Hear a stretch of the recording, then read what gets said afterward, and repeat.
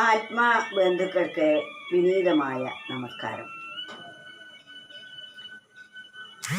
എൻ്റേത് മാത്രമാണ് ഉത്കൃഷ്ടമായത് എന്ന് വാദിച്ചുകൊണ്ട് പല മനുഷ്യരും തൻ്റേതിനെ വലുതാക്കുകയും മറ്റുള്ളതിനെ നിസ്സാരമാക്കി കളയുകയും ചെയ്യുന്നു. ഈ അവസ്ഥയിൽ നിന്നും നമുക്ക്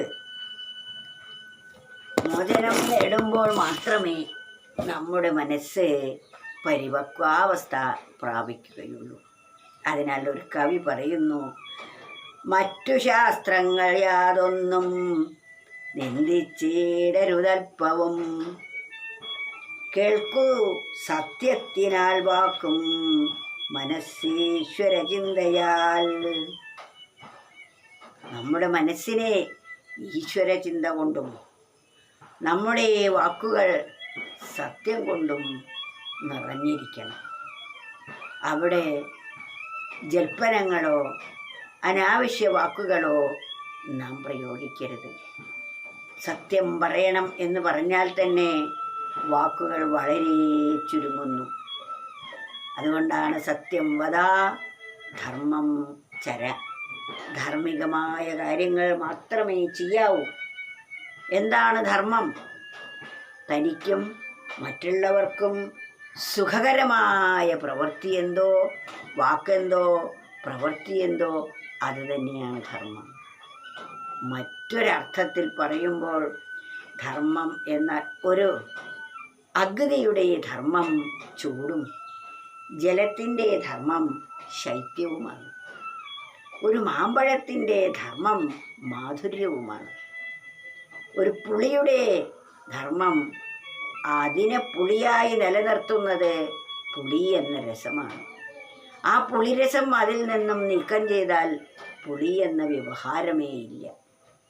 അതുപോലെയാണ് മനുഷ്യനിൽ നിന്ന് ധർമ്മത്തെ മാറ്റി നിർത്തിയാൽ മനുഷ്യത്വം എന്ന ഒന്നില്ല. പിന്നെ മൃഗവും മനുഷ്യനും ഒന്നു തന്നെയാണ്. അതിനാൽ നമ്മെ മനുഷ്യനാക്കി നിലനിർത്തിക്കൊണ്ടിരിക്കുന്നത് നമ്മളിലെ ധർമ്മമാണ്. നിലനിർത്തുന്നത് എന്തോ അതാണ് ധർമ്മം. അതിനാൽ ധർമ്മനിഷ്ഠ ഏതൊരു മനുഷ്യൻ്റെയും അവശ്യ ഘടകമാണ്. അവയെ നാം നിലനിർത്തുകയും ജീവിതം സന്തോഷവും സുന്ദരവും നിറഞ്ഞതായി തീരത്തക്ക വിധത്തിൽ നാം അതിനെ വിനിയോഗിക്കുകയും ചെയ്യേണ്ടതാണ്.